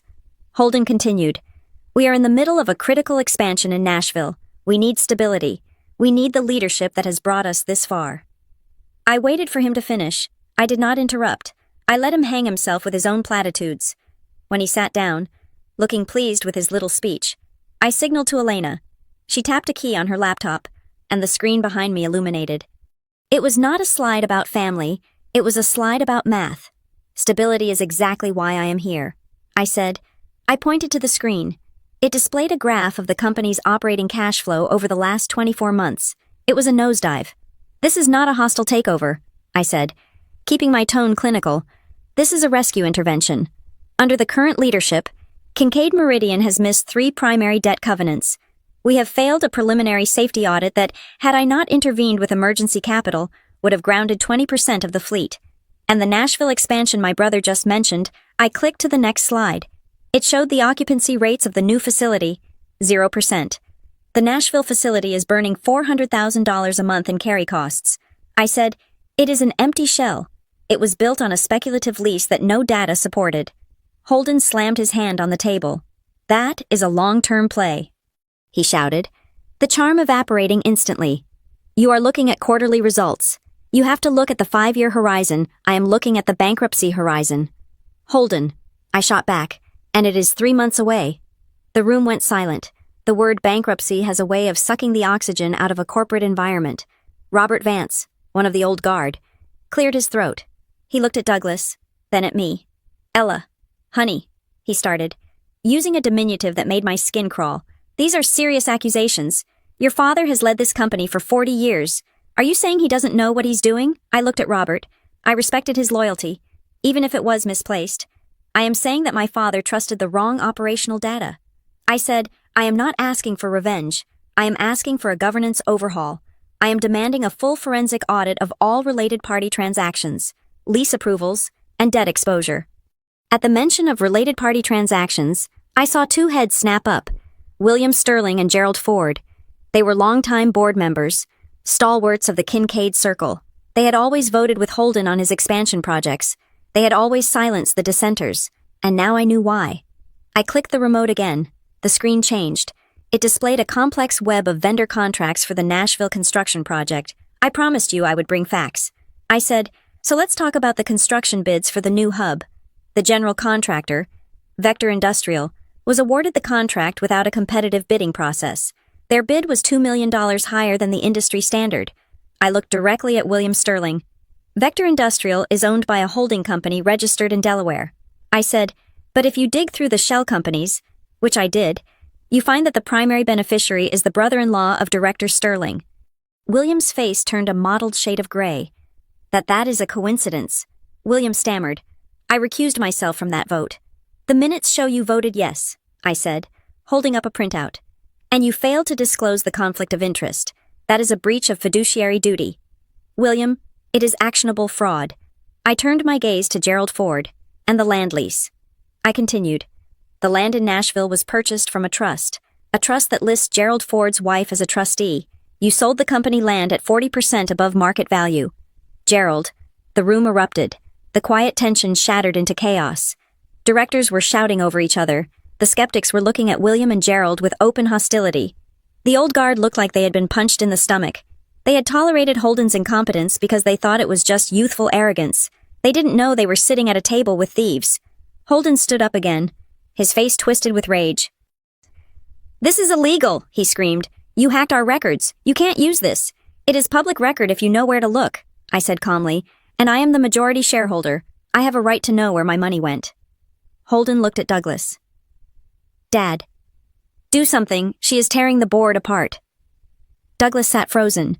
He looked at William, his friend of 30 years. He looked at Gerald. He saw the guilt written on their faces. He realized that while he was busy playing the patriarch, his loyal friends had been picking his pockets. Douglas closed his eyes. He looked smaller than I had ever seen him. I waited for the noise to die down. It took a full minute. When silence returned, it was fragile and tense. Holden tried one last tactic: intimidation. He walked around the table, approaching me. He was tall, broad-shouldered, used to physically dominating a space. "You are a little girl playing with fire," he hissed, leaning in close to me.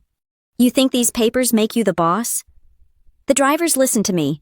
The unions listen to me. If you try to push me out, I will burn this place down. I will walk, and I will take the senior staff with me. You will be queen of a graveyard." I did not flinch. I did not step back. I looked him in the eye. "You really think they follow you because they respect you?" I asked softly. "They follow you because they need a paycheck. And right now, I am the only one who can guarantee that check clears next week." A voice spoke up from the far end of the table.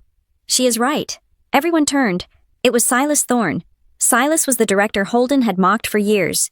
He was an actuary by trade, a man who wore ill-fitting suits and obsessed over risk tables. Holden called him the bore. Douglas usually ignored him. Silas stood up. He held the dossier Elena had given him.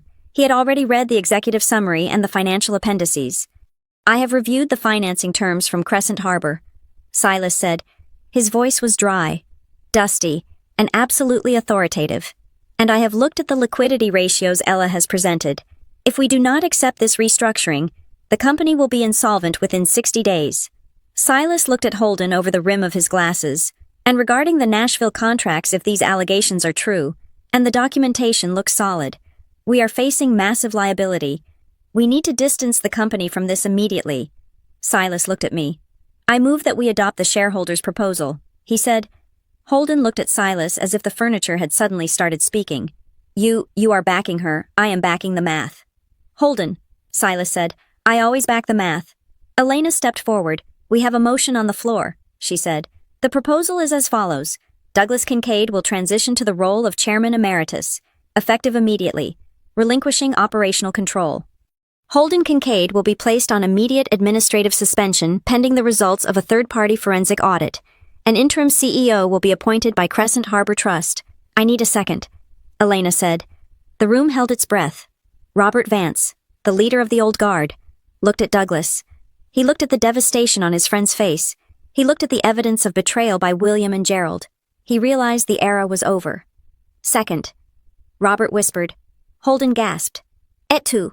Robert didn't look at him. He looked at the table. "All in favor?" Elena asked. Silas raised his hand. The skeptics raised their hands. Robert raised his hand. Slowly, heavily. Then, one by one, the rest of the board raised their hands. Even William and Gerald, terrified of the lawsuit I was undoubtedly about to file, raised their hands in a pathetic attempt to show cooperation. The only hand that stayed down was Douglas's. He didn't vote. He just sat there, staring at the polished wood, mourning the death of his illusion. "The motion carries," Elena said. Holden stood there, alone in the center of the room. He looked at the sea of hands against him. He looked at me. The realization hit him. It wasn't just a loss. It was an eviction. "Fine," Holden spat. He grabbed his leather portfolio from the table. He didn't look at Douglas. He didn't look at his mother's empty chair. She hadn't even been invited. He looked only at me, and the hatred in his eyes was pure and undiluted. "You think you won," Holden said, his voice shaking with rage. "You think you can just sit in the big chair and run things? You have no idea what is buried in those files. Ella, you have no idea what I did to keep this company alive." "I do know," I said calmly. "That is why I ordered the audit." Holden laughed, a sharp, manic sound. "Enjoy the wreckage, sister, because when the authorities see what is in the books, you won't be the savior. You will be the accessory." He turned and stormed out of the room, slamming the heavy glass door so hard the frame rattled. The vibration hung in the air. I looked at the board. I looked at my father. "Thank you, gentlemen," I said. "Now, if you will excuse us. Silas, Elena, and I have work to do." Meeting adjourned. As the directors filed out, silent and shell-shocked, I didn't feel triumphant. I felt the heavy, cold weight of the promise Holden had just made. He wasn't done, and he was right about one thing: I didn't know everything yet. The audit wasn't just going to be a cleanup, It was going to be an excavation. The headline hit the local business journals 48 hours after the board meeting, and it was written exactly the way Holden wanted it. The Lexington Herald leader ran it on the front page of the business section, "Estranged daughter stages hostile takeover of Kincaid Logistics." Holden had been busy. He had not gone home to reflect on his failures. He had gone straight to his friends at the country club and the local press, spinning a narrative of victimhood that was breathtaking in its audacity. According to the article, I was a predatory vulture from the north, a bitter woman who had used a shadowy trust to steal the company from her ailing father and hard-working brother. He painted himself as the martyr, the visionary cut down in his prime by family betrayal. He did not mention the debt covenants. He did not mention the empty warehouse in Nashville. He only talked about tradition, legacy, and how I had shattered it all for profit. The fallout was immediate and social. In Lexington, business is personal, and the Kincaid name was royalty. I became the villain overnight. My phone rang at 7 in the morning. It was my mother. "Marianne, you have done it," she said. Her voice was brittle, like dry leaves being crushed. "You have humiliated us completely." "I am not the one who called the newspaper." "Mother," I said, cradling my coffee cup in the kitchen of the corporate apartment I was renting. "Holden leaked the story, because he is fighting for his life," she cried. "Do you know what happened today? I went to the charity brunch at the club. Janice Miller turned her back on me. People were whispering, 'Ella.' They were looking at me like I was the mother of a traitor. You have made us pariahs." It was always about the image. It was never about the reality. She did not care that her son had cooked the books. She cared that Janice Miller was being rude at brunch. "I am sorry you feel embarrassed," I said, keeping my voice flat. "But the truth will come out in the audit. Holden is trying to win in the press because he knows he lost in the boardroom. You need to fix this," she demanded. "Issue a statement. Say it is a partnership. Give him his title back." "I cannot do that," I said. "Then do not bother coming to Sunday dinner," she snapped. "You are not welcome in this house until you make this right." The line went dead. I stared at the phone. It hurt, but it was a dull, old ache, like a fracture that had never healed properly. I set the phone down and went to work. Holden did not stop with the press. By noon on Wednesday, we were served with legal papers. He had filed for an emergency injunction in the state court, claiming improper influence, breach of shareholder agreement, and bad faith governance. He was arguing that Crescent Harbor Trust had manipulated the stock price to force a takeover, and that my actions were detrimental to the company's long-term stability. It was a desperate, flailing move, but it was dangerous. An injunction could freeze our ability to operate. It could lock the bank accounts and stop us from making payroll. Elena Markham was waiting for it. We sat in the temporary war room we had set up in the executive suite. The table was covered in stacks of paper. "This is standard interference," Elena said, flipping through the filing. "He is hoping a local judge will be sympathetic to the Kincaid name and pause everything just to be safe." "Can he win?" I asked. "No," Elena said. She tapped a thick binder next to her laptop. "Because we have this." She had compiled a fortress of compliance letters. We had the trustee records showing every single purchase order was legal. We had the minutes from the board meeting where the directors, including Holden's own allies, had voted to remove him. We had the debt agreement signed by Douglas himself. "We are not going to fight him in the papers," Elena said. "We are going to bury him in procedure. I will have this dismissed by Friday. He is alleging bad faith. We have 3 years of emails showing you saving the company from insolvency. That is not bad faith. That is charity." While Elena fought the legal battle, I went hunting for the money. The independent audit team I had hired was tearing through the servers, but I knew where to look. I had spent years analyzing the company from the outside, and now that I was on the inside, I could see the seams in the tapestry. There was something wrong with the lease agreements. The numbers for the fleet leases didn't match the depreciation schedules I had seen in the public filings. There was a discrepancy of nearly $4 million. I tracked the signature on the lease adjustments. It wasn't Holden's. It was Marcus Tate, the chief financial officer. Marcus was a quiet man, a numbers guy who had been with the firm for 5 years. He was the one who always nodded during Holden's presentations, the one who made the spreadsheets look pretty. I realized with a jolt that Holden couldn't have done any of this alone. He was too disorganized. He needed an architect to build the house of cards. I called Marcus into my office on Thursday afternoon. He walked in looking like a man walking to the gallows. He was sweating. Despite the air conditioning, he carried a notepad, clutching it like a shield. "Sit down, Marcus," I said. He sat. He didn't look at me. He looked at the view of the Ohio River out the window. I have been looking at the off-balance sheet vehicles used for the trailer leases. I said, specifically, the ones routed through a subsidiary in Nevada. Marcus flinched. I continued, my voice calm. It looks like you were capitalizing operating expenses to inflate the EBITDA. You were moving maintenance costs into the lease principal. That made the quarterly profits look $2 million higher than they actually were. Marcus stayed silent. He was pale. That is securities fraud. Marcus, I said, and since we have bank debt involved, it is also bank fraud. He finally looked at me. His eyes were terrified. Holden told me it was temporary. Marcus whispered. He said we just needed to get through the expansion phase. He said the revenue from Nashville would cover the gap before the auditors saw it. I was just following orders. You are the CFO. I said, you do not follow orders to break the law. You are the gatekeeper. I slid a piece of paper across the desk. I am going to give you one option. I said, this is a letter of resignation. It cites personal health reasons. You will sign it, and you will leave this building today. You will cooperate fully with the forensic audit team. You will walk them through every single transaction you hid. And if I don't, he asked, his voice shaking, then I hand this file to the FBI. I said, and you won't just lose your job. You will go to federal prison. Marcus stared at the letter.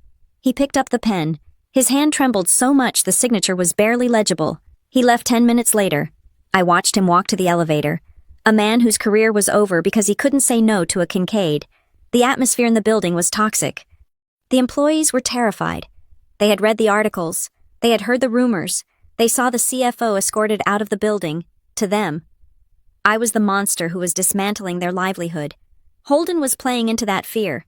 He had been texting the union representatives, telling them that I was planning to sell the fleet and outsource the drivers. He was trying to organize a walkout. I needed to stop the bleeding. I set up a town hall meeting for Friday morning. I did not rent a hotel ballroom. I did not order catering. I simply sent a link to every employee email address and set up a camera in the conference room. When the red light on the webcam turned on, I saw the participant count climbing.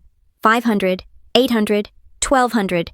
They were watching from dispatch centers, from home offices, and from tablets and truck cabs at rest stops across the country. I looked into the lens. I did not smile. I did not try to be charming. My name is Ella Perez, I began. By now, you have read the stories in the paper.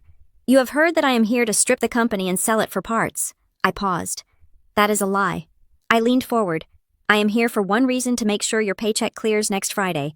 And the Friday after that, I held up a piece of paper. This is the confirmation of a capital injection I authorized this morning. It covers payroll, benefits, and the 401k match that hasn't been paid in 3 months. I saw the chat box on the side of the screen scrolling wildly. People were asking about the 401k. They didn't know it hadn't been funded. Holden had hidden that too. My brother, Holden Kincaid, has been suspended because the company was out of money. I said bluntly. We were weeks away from closing the doors. I stepped in to prevent that. I'm not going to promise you a new cafeteria or a fancy holiday party, but I promise you this: if you drive the miles, you will get paid. If you work the dock, you will get paid. We are going back to basics. Jobs first, stability first, everything else is noise. I ended the call. The reaction wasn't instantaneous, but it was steady. The threat of a walkout evaporated when the direct deposits hit the accounts that afternoon. The drivers didn't care about the family drama or the society pages. They cared that their fuel cards worked and their checks didn't bounce. Holden tried to rally a protest in the parking lot on Saturday, but only 3 people showed up. The rest were busy working. By Monday, the injunction was dismissed. The judge looked at our compliance documents and tossed Holden's filing out of court in 20 minutes. We had control, we had stability, we had the truth. Or so I thought. Late Monday evening, Elena walked into my office. The sun had set, and the city lights of Louisville were twinkling below us. The office was quiet. Elena closed the door behind her. She never closed the door unless it was catastrophe level. She sat down opposite me. She didn't open her laptop. She just held a single file folder. The audit is finished, I asked, rubbing my temples. The preliminary review of the operational accounts is done. Elena said. Her voice was strange. It lacked its usual crisp confidence. It sounded heavy. And I asked, Marcus confessed to the lease fraud. We know about the Nashville contracts. What else is there? Elena placed the folder on the desk. She placed her hand over it, as if she didn't want to let the information out. Ella, she said, we found a separate set of accounts. They weren't attached to the main ledger. They were hidden in a legacy system that hasn't been updated in 10 years. Okay, I said, feeling a cold prickle on the back of my neck. What is in them? Elena took a breath. We thought Holden was borrowing money to cover the expansion. She said, we thought it was incompetence and ego. She slid the folder toward me. It wasn't just expansion, Ella. It wasn't just greed. I opened the folder. I looked at the summary page. I looked at the beneficiaries of the wire transfers. I looked at the dates. My breath caught in my throat. This dates back 5 years, I whispered. Elena nodded.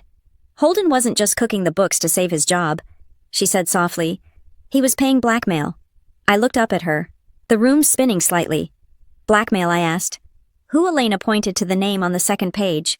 A shell company connected to a gambling syndicate in Las Vegas, she said, and another one connected to an offshore account in the Caymans.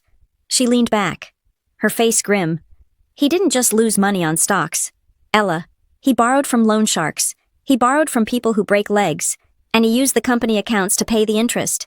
That is why the cash flow was always zero. He was funneling millions out the back door to keep himself alive. I stared at the numbers. It was worse than fraud.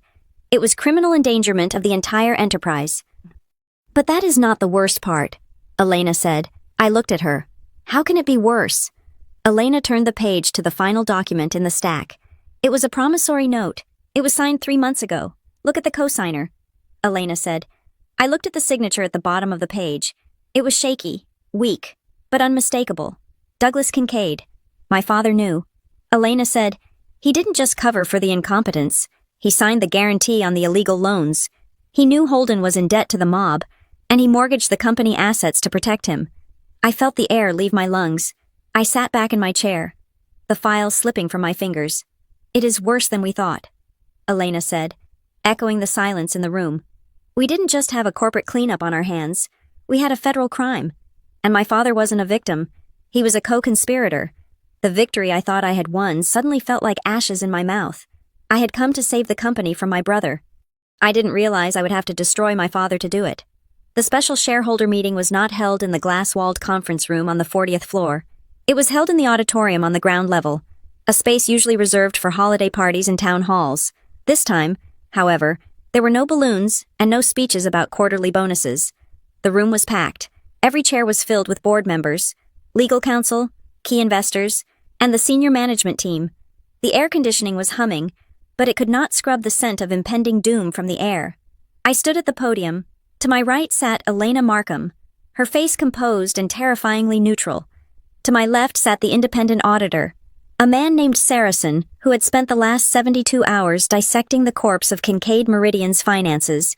My father, Douglas, and my brother, Holden, sat in the front row. They were not on the stage. For the first time in the history of the company, the Kincaid men were part of the audience, looking up at the leadership rather than looking down on the workers. I did not waste time with pleasantries. We are here to review the final findings of the forensic audit, I said. My voice echoed slightly in the large room. The investigation is complete. What we found is not a case of bad luck. It is not a case of market volatility. It is a case of systemic theft and catastrophic failure of governance. I nodded to Saracen. He stepped up to the microphone. He did not use euphemisms. We have uncovered a network of self-dealing contracts totaling $42 million over the last 5 years, Saracen stated. These contracts were awarded to shell companies controlled by Holden Kincaid. Furthermore, we have traced $12 million in unauthorized wire transfers to offshore accounts in the Cayman Islands and an unregulated lending syndicate in Nevada. A gasp went through the room. It wasn't a theatrical gasp. It was the sound of 50 people realizing their stock options might be worthless. Holden stood up. He had to. It was the instinct of a drowning man trying to climb onto a piece of driftwood. I was doing it for the company, he shouted, turning to face the shareholders. You do not understand the pressure we were under. The banks cut us off. I had to go to alternative lenders to keep the fleet moving. I took those loans to pay for fuel. I took the risks to keep your job safe. I stepped back to the microphone. That is a lie. Holden, I said. I pressed a button on the console. The massive screen behind me lit up. It showed a split-screen comparison. On the left was the date of a $2 million wire transfer from the alternative lender. On the right was the bank record of Holden's personal brokerage account receiving a deposit of $1.8 million the very next day. You didn't borrow money to buy fuel, I said, my voice cutting through his defense like a laser. You borrowed money to cover your personal gambling debts and your failed day trading losses. And when you couldn't pay the sharks back, you embezzled company funds to pay the interest. You didn't leverage the company to save us. You mortgaged our future to save your own skin. Holden stared at the screen. The proof was 50 feet tall. There was no spinning it. There was no charm that could dismantle the math. He sank back into his chair, effectively shrinking until he looked like a child wearing his father's suit. But the hardest truth was yet to come. I looked at Douglas. He was staring at his hands, his shoulders hunched. He looked like a man who had been carrying a stone mountain on his back for a decade and had finally collapsed. The audit revealed one more thing, I said, softening my voice just a fraction. I clicked the remote. The screen changed to display a series of corporate guarantees. These were the documents that pledged the company's physical assets, the trucks, the terminals, the headquarters itself as collateral for Holden's illegal loans. At the bottom of every page was a signature. It was not Holden's. Douglas Kincaid knew. I said. The room turned to look at the patriarch. The legend. The man whose name was on the building. He didn't start the fraud. I continued. But he found out about it 3 years ago. And instead of reporting it, instead of firing the CEO who was robbing the firm, he covered it up. He signed these guarantees to keep the lenders quiet. He risked 3,000 jobs to protect one reputation. Marianne, sitting beside Douglas, let out a sound that was half sob, half scream. She looked at her husband with horror. She had spent her life believing in the mythology of the Kincaid excellence. She had belittled me for years because I didn't fit that mold. Now she realized the mold was filled with rot. The tradition she defended wasn't honor. It was denial dressed up in pride. Douglas stood up slowly. He didn't look at the crowd. He looked at me. I couldn't let him fail. Douglas whispered. The microphone caught it. It was a confession. He is my son, Ella. He is the legacy. If he went down, the name went down. You set yourself on fire to keep him warm. Dad, I said, and you burned the rest of us with you. I turned to the board members seated in the front row. You have the report. I said, you have the evidence. The time for loyalty to a ghost is over. I am calling for a vote. It was instantaneous. There was no debate. There was no hesitation. The board voted unanimously to remove Holden Kincaid from all positions and to refer the audit findings to the Securities and Exchange Commission and the Federal Bureau of Investigation. Holden didn't scream. He didn't fight. He just sat there, staring at the screen, watching his life dissolve into pixels. Then came the second vote. I walked down the steps of the stage and stood in front of my father. The room was deadly silent. Dad, I said, you have a choice. The board can vote to terminate you for cause, which will strip you of your severance and humiliate you in the public record, or you can resign. Right now. You can cite health reasons. You can walk away with some dignity left. Douglas looked at me. For the first time, his eyes were clear. The fog of ego was gone. He looked at the daughter he had dismissed as a background character. The girl he told to go find a husband because she couldn't handle business. He saw the strength in my posture. He saw the mercy in my offer. He realized, 20 years too late, that the successor he had been praying for had been sitting at his table the whole time. I resign, he said. His voice cracked, but it was audible. Elena handed him a pen and a single sheet of paper. He signed it against the back of the chair in front of him. It was over. The reign of the Kincaid men ended not with a bang, but with the scratch of a ballpoint pen. I returned to the podium, effective immediately. I announced, we are implementing a new governance structure. We are bringing in a professional, external CEO with experience in turnaround logistics. I will remain as chairwoman of the board to ensure oversight. We are instituting a transparent financial tracking system that every shareholder can access. I looked at the camera broadcasting to the employees and to the workers. Your pension fund is being replenished today from the Crescent Harbor reserves. We are selling the Nashville facility to recoup the losses. We are going back to what we do best, moving freight, on time, safely. The drama ends today. The meeting adjourned. The room cleared out in a hush. People moving softly as if leaving a church. I walked out into the lobby. The afternoon sun was streaming in. I felt exhausted, hollowed out, but clean. Marianne was waiting for me near the exit. She looked older than she had that morning. Her makeup was smudged. She was alone. Douglas had gone to his office to pack up his things, and Holden had left through the back exit to meet with his criminal defense attorney. Ella, Marianne said. She reached out a hand, then pulled it back. Mother, I acknowledged her. What happens now? She asked. Can we come back from this? Can we be a family again? We can have dinner on Sunday. Just us? No business. We can start over. I looked at her. I saw the desperation in her eyes, the need to pretend that we could just sweep the wreckage under the rug and put a nice centerpiece on top of it. She wanted forgiveness. She wanted the comfort of the status quo. I shook my head gently. No, Mother, I said, we can't start over. We are not back at zero. We are at a new place. But you saved us, she pleaded. You saved the company. Doesn't that mean you forgive us? I saved the company because it was the right thing to do. I said, forgiveness is something else. Forgiveness requires change, and I need to see if you can respect me without my checkbook before I sit at your table again. I stepped past her, moving toward the glass doors. I won't be coming to dinner this Sunday, I said, or next Sunday. I will call you when I'm ready. I didn't wait for her answer. I walked out of the building. My car was waiting at the curb. Elena was already in the passenger seat, tapping away on her phone, managing the transition. I stopped for a moment before getting in. I looked back at the headquarters. I thought about the first time I walked into this building as a child, holding my father's hand, thinking he was a giant. I thought about the door to the dining room, the one I had been afraid to open for so many years. The story began with a doorbell ringing, with me on the inside wishing I was someone else. It ended with me walking out, fully myself. I realized then that power isn't about shouting the loudest in the boardroom. It isn't about having your name on the building. Power is the ability to close a door and know that it will stay locked until you decide to open it. It is boundaries. And finally, mine were made of steel. Thank you so much for listening to this story. I truly hope you enjoyed the journey of Ella Perez and her fight for justice. Please leave a comment down below and let me know where you are tuning in from. I would love to connect with you and hear your thoughts on the ending. If you enjoyed this revenge drama, please make sure to subscribe to the Maya Revenge Stories channel, like this video, and hit that hype button so we can share this story with even more people. See you in the next one.